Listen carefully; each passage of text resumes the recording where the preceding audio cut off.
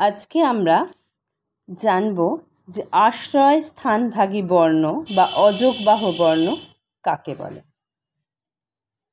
যে বর্ণগুলি অন্য বর্ণের আশ্রয় ছাড়া ব্যবহৃত হতে পারে না তাদের আশ্রয় স্থানভাগী বর্ণ বা অযোগবাহ বর্ণ বলে। এই আশ্রয় স্থানভাগী বর্ণের আর এক নাম অযোগবাহ বর্ণ। আমরা বাংলা ব্যঞ্জন বর্ণের মধ্যে ঊনস্বর, বিসর্গ আর চন্দ্রবিন্দু চাঁদকে আমরা দেখতে পাই। এই তিনটেই হচ্ছে আশ্রয় স্থানভাগী বর্ণ বা অযোগবাহ বর্ণ। এইগুলো কোনো বর্ণের আশ্রয় ছাড়া উচ্চারণ হতে পারে না,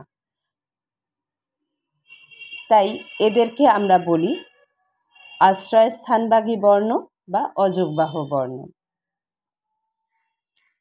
যেমন দেখো, শুধু যদি আমরা ঊনস্বর লিখি, আমরা এটাকে বলবো ঊনস্বর, কিন্তু কোনো শব্দ এ দ্বারা আমরা বলতে পারবো না।